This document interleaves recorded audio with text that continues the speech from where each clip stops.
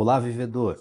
Seja bem-vindo ao Sobreviver Lab Imersão, um podcast de divulgação científica na área da psicologia para você viver melhor. Eu sou o Anderson, psicólogo e doutor em ciências. E eu sou a Marília, psicóloga e doutora em ciências. Você sabe qual é o seu real valor? As suas melhores lembranças são de quando você tinha entre 6 e 9 anos de idade. Era uma vida tranquila, numa escola divertida, com muitos amigos, brincadeiras, comidas gostosas e carinho. Seus pais eram super apegados contigo e eles adoravam te mimar. Quando você completou 10 anos de idade, seus pais mudaram muito. Eles pareciam pessoas completamente diferentes daquelas do início da sua infância. Viraram pessoas altamente exigentes com seu desempenho escolar. Eles diziam que a partir daquele momento você tinha objetivos importantes. Sua principal missão era ser o melhor aluno da escola. Eles não esperavam nada além de notas 10 em todas as matérias. Apesar de se esforçar para ir bem na escola, você não tirava nota 10 em todas as matérias. Seus pais reagiam com frieza, mesmo diante das suas notas boas. Diziam que você não tinha feito mais do que a sua obrigação e que pagavam a melhor escola da cidade para que você se desenvolvesse no máximo das qualidades possíveis.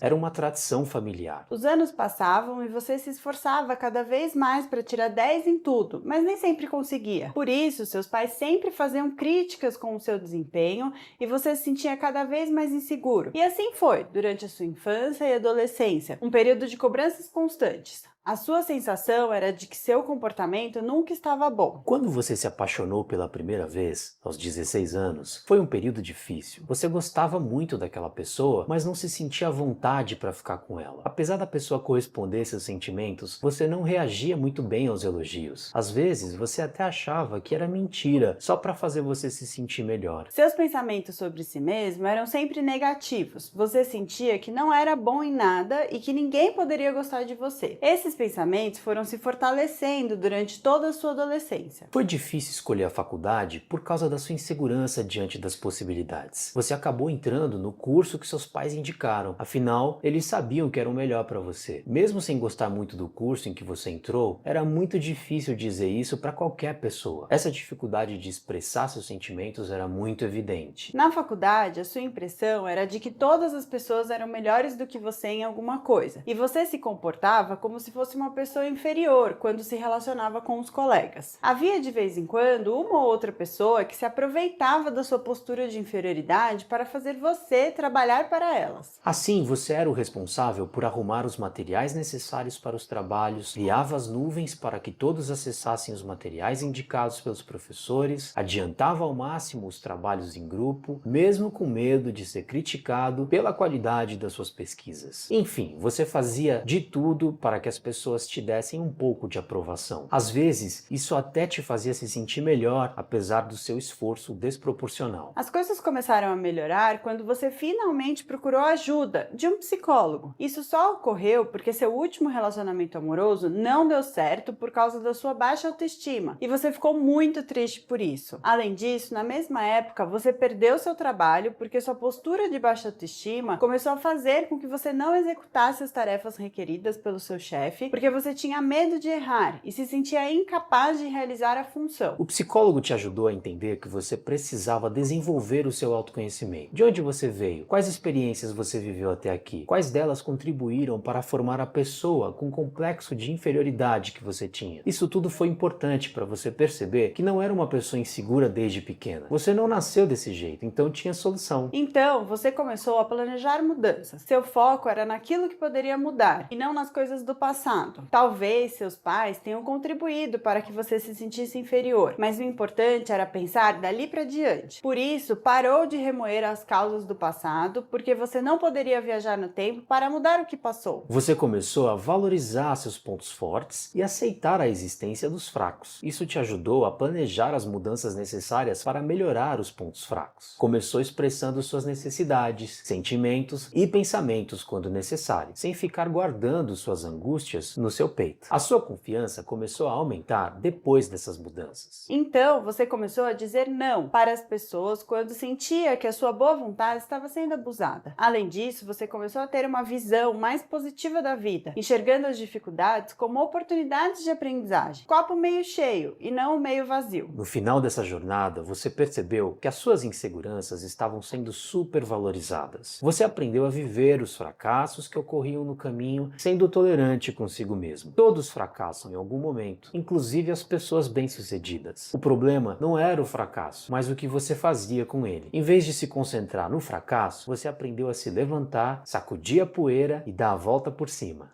Vivedor, muito obrigada pela companhia.